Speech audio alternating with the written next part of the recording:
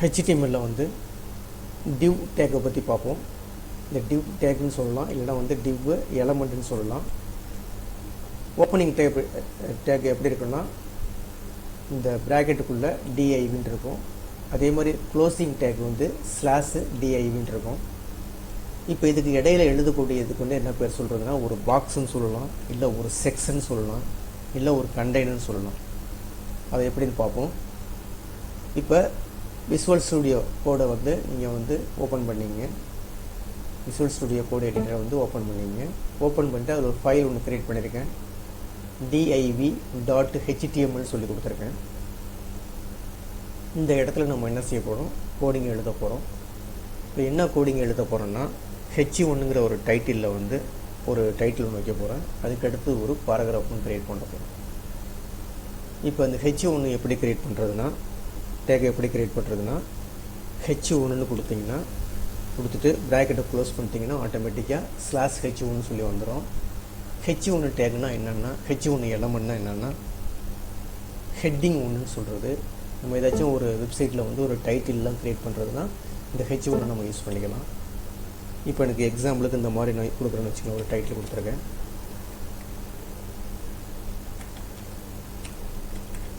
இந்த மாதிரி கொடுத்துருக்கேன். கொடுத்துட்டு இப்போ அடுத்த லைனில் வந்து ஒரு பாராகிராஃப் ஒன்று க்ரியேட் பண்ண போகிறேன். இப்போ எனக்கு வந்து நான் செஞ்சுருக்கேன், ஒரு HTML ஒரு டைட்டில் ஒன்று கொடுத்துருக்கேன். h1ங்கிற டேக்கை யூஸ் பண்ணி ஒரு டைட்டில் ஒன்று கொடுத்துருக்கேன். அதுக்கு அடுத்தது நான் என்ன செய்ய போகிறேன், ஒரு பாராகிராஃப் ஒன்று க்ரியேட் பண்ண போகிறேன். பாராகிராஃப் க்ரியேட் பண்ணுறதுக்கு பிங்கிற டேக்கு கொடுத்துருங்க. பின்னு கொடுத்துட்டு ப்ராக்கெட்டை க்ளோஸ் பண்ணிட்டீங்கன்னா ஆட்டோமேட்டிக்காக /bன்னு வந்துடும், பின்னு வந்துடும். இப்போ இந்த இடத்துல இடையில நம்ம என்ன எழுத போகிறோம், நம்ம டைப் பண்ணுறதுக்கு அழுப்புப்பட்டுக்கிட்டு இந்த லோரம்னு சொல்லி ஒரு 100 வேர்ட்ஸ் கொடுத்தீங்கன்னா 100 வேர்ட்ஸ் வந்துடும், 50 வேர்ட்ஸ் கொடுத்தீங்கன்னா 50 வேர்ட்ஸ் வந்துடும். அப்போ இந்த இடத்துல போய் LOன்னு அடிச்சுன்னா வந்துருச்சு பாருங்கள், REM கொடுத்துட்டு இப்போ எக்ஸாம்பிளுக்கு ஒரு 100 கொடுக்குறேன்.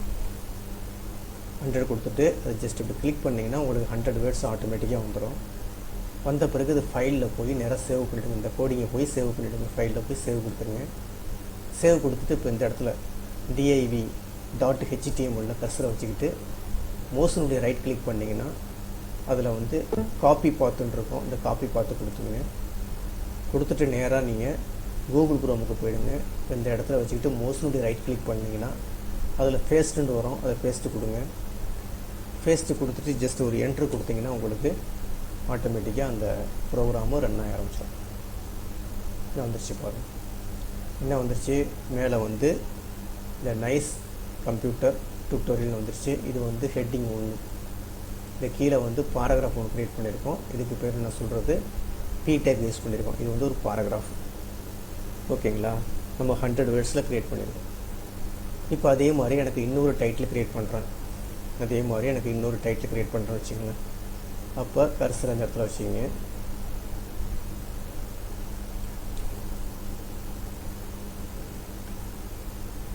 இப்போ ஒரு என்ட்ரு கொடுத்துட்டேன். இப்போ எனக்கு எக்ஸாம்பிளுக்கு இன்னொரு ஹெட்டிங் வச்சுக்கோங்க. அதே h1 கொடுக்குறேன். கொடுத்துட்டு இதை வச்சு ஹெட்டிங் இப்போ கம்ப்யூட்டர் ஃபண்டமெண்டல் நடிக்கிறேன் வச்சுக்கலாம்.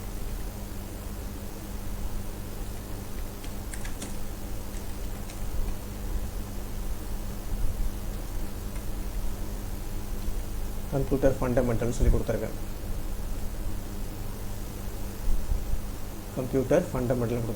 கொடுத்துட்டு இன்னொரு பாராகிராஃப் ஒன்று க்ரியேட் பண்ணுறேன். அதில் லோரம் சொல்லி கொடுத்து REM ஒரு 200 வேர்ட்ஸ் கொடுத்துருன்னு வச்சுக்கோங்க. 200 வேர்ட்ஸ் கொடுத்துருக்கேன். கொடுத்து ஜஸ்ட்டு கிளிக் பண்ணிவிட்டு இப்போ இதை போய் சேவ் பண்ணிங்க. ஃபைலில் போய் சேவ் கொடுத்துங்க. கொடுத்துட்டு நேராக உங்கள் கூகுள் குரோமுக்கு போயிட்டு இப்போ ஆல்ரெடி இந்த ப்ரோக்ராமை நம்ம ரன் பண்ணியிருக்கோம். அதனால் இந்த இடத்துல ரீஃப்ரெஷ் மட்டும் கொடுத்தா போதும். ரீஃப்ரெஷ் கொடுத்தோன்னே இப்போ இந்த இருக்குது பார்த்தீங்களா, இது இப்போ மேலே ஒரு டைட்டில் கொடுத்துருக்கோம், ஒரு பாராகிராஃப். அதே மாதிரி இது ஒரு டைட்டில் கொடுத்துருக்கோம், இந்த இது டைட்டில் கொடுத்துருக்கோம். இங்கே ஒரு டைட்டில் ஒன்று கொடுத்துருக்கோம், அதுக்கு கீழே ஒரு பாராகிராஃப் கொடுத்துருக்கோம். இப்போ தான் என்ன செய்ய போகிறோம், divங்கிற ஒரு டேக்கை யூஸ் பண்ண போகிறோம். இது என்ன டிஃப்ரெண்ட் இப்போ தான் உங்களுக்கு தெரியும். இந்த divங்கிற ஒரு டேக்கை வந்து எலமெண்ட்டை வந்து நான் க்ரியேட் பண்ண போகிறோம். இது எப்படின்னு பார்ப்போம் இந்த இடத்துல. இப்போ இங்கே வந்துடுங்க. அதாவது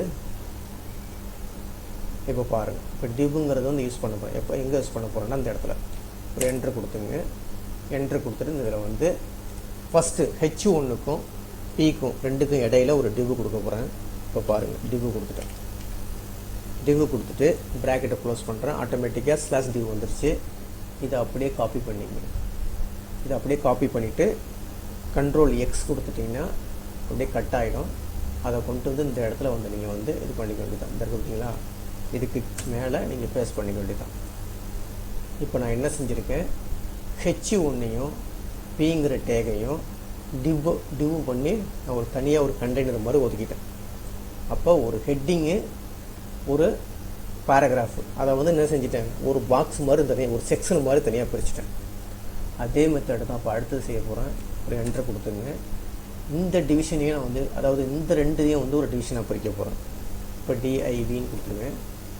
கொடுத்துட்டு கிளிக் பண்ணிங்கன்னா ப்ராக்கெட்டை க்ளோஸ் பண்ணி ஆட்டோமேட்டிக்காக ஒரு ஸ்லாஷ் ப்ராக்கெட் வந்துடும். ஸ்லாஷ் DIVன்னு வந்துடும். Ctrl X கொடுத்துங்க. X கொடுத்துட்டு நான் என்ன செய்ய போகிறேன், இந்த இடத்துல லாஸ்ட்டில் அதாவது இந்த கோடிங் எங்கே பாருங்கள், லாஸ்ட்டில் வச்சுட்டு ஒரு என்ட்ரு கொடுத்துங்க. என்ட்ரு கொடுத்துட்டு Ctrl V கொடுத்துட்றேன்.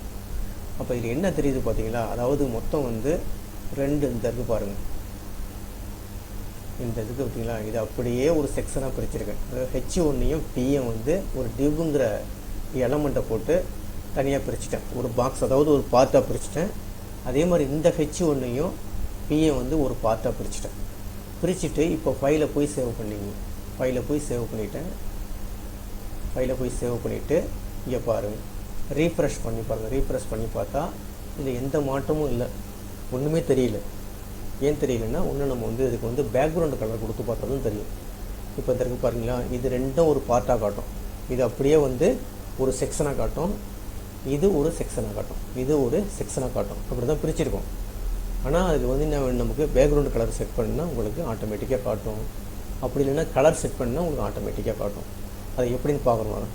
ஜஸ்ட் கிளிக் பண்ணிங்க. கிளிக் பண்ணிட்டு இப்போ இந்த இடத்துல நம்ம என்ன செய்ய போகிறோம், இந்த பார்த்தீங்களா, இந்த டிவ்வுக்கு பக்கத்தில் நம்ம என்ன எழுத போகிறோம்னா பேக்ரவுண்டு கலர் செட் பண்ண போகிறோம். உங்களுக்கு பேக்ரவுண்டு கலர் செட் பண்ணுறது ஆல்ரெடி தெரியும். CSS பயன்படுத்தி செய்வோம். எப்படின்னா வந்து இப்போ இங்கே என்ன எழுத போகிறோம்னா இன்லைன் CSSன்னு சொல்லுவோம். அதாவது ஒரு டேக்குக்கு பக்கத்திலே எழுதுறதுனா, ஒரு எலமெண்ட்டுக்கு பக்கத்திலே எழுதுனா அது என்னது, அது வந்து இன்லைன் CSSன்னு சொல்லுவாங்க. இப்போ இந்த இடத்துல பக்கத்தில் என்ன பண்ணுறோம், ஒரு கலர் அப்ளை பண்ண போகிறோம். அப்போ என்னது ஸ்டைல். இப்போ என்ன கொடுக்க போகிறோம், ஸ்டைல். இந்த ஸ்டைலுங்கிறது வந்து என்ன சொல்கிறோம், ஆர்டிபோர்ட்னு சொல்லுவாங்க. ஈக்குவல் டு கொடுத்துட்டு என்ன செட் பண்ண போகிறோம், எனக்கு கொட்டேஷனுக்குள்ள பேக்ரவுண்ட் கலரு. பேக்ரவுண்ட் கலருங்கிறது பாருங்கள், கிளிக் பண்ணிவிட்டு எனக்கு எக்ஸாம்பிளுக்கு ரெட்டுன்னு கொடுத்துருங்க. ரெட்டுன்னு கொடுத்துட்டேன். ஓகேங்களா. இப்போ அதே மாதிரி இங்கே வந்துருக்கு, இந்த இடத்துக்கு வந்துருக்கு. இந்த ஒரு டிவ் வந்து பார்த்தீங்கன்னா இதுக்கு பாருங்கள், இந்த டிவ்வுக்கு ஒரு கலர் செட் பண்ண போகிறோம். அதே மெத்தடில் தான் ஸ்டைல்னு கொடுத்துங்க. ஸ்டைல் கொடுத்துட்டு ஈக்குவல் டு வந்துருச்சு. ஆட்டோமேட்டிக்காக பேக்ரவுண்ட் கலர் கொடுத்துட்டு இந்த இடத்துல போய் நான் ப்ளூ கொடுக்கணும்னு வச்சுக்கோங்க. இடத்துல ப்ளூ கொடுத்துட்டேன். இப்போ என்ன செஞ்சுருக்கோம், ஃபஸ்ட்டு கண்டெய்னர் ஃபஸ்ட்டு செக்ஷனை வந்து நம்ம பேக்ரவுண்டு கலரை வந்து ரெட்டுன்னு கொடுத்துருக்கேன். ரெண்டாவது செக்ஷனுக்கு வந்து ரெண்டாவது கண்டெய்னர் டிவ்வுக்கு வந்து கலரை வந்து ப்ளூன்னு கொடுத்துருக்கேன். இப்போ ஃபைலை போய் சேவ் பண்ணிவிடுங்க. சேவ் பண்ணிங்கன்னா உங்களுக்கு கரெக்டாக தெரியும். உங்களுக்கு சேவ் பண்ணிவிட்டேன். இப்போ போய் நீங்கள் கூகுள் குரோமுக்கு போயிடுங்க. ரீஃப்ரெஷ் பண்ணி பாருங்கள். பண்ணி பார்த்தீங்கன்னா கரெக்டாக தெரியும். அப்போ புரியுதுங்களா. இப்போ மேலே உள்ள ஹெட்டிங் ப்ளஸ்ஸு பாராகிராஃபு அது ஒரு செக்ஷன், அது கீழே ஒரு பேஜ் வந்துருச்சு.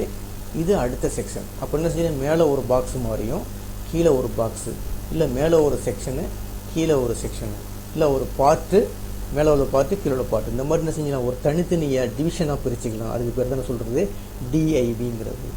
இப்போ இதில் உங்களுக்கு கலர்லாம் வேணால் கூட செட் பண்ணிக்கலாம். இதை ஒர்க் அவுட் பண்ணி பாருங்கள். இந்த வீடியோ கிளிப்பு பிடிச்சிருந்துச்சின்னா சப்ஸ்கிரைப் பட்டனை கிளிக் பண்ணி என்கரேஜ் பண்ணுங்கள். எனக்கு ரொம்ப நன்றிங்க.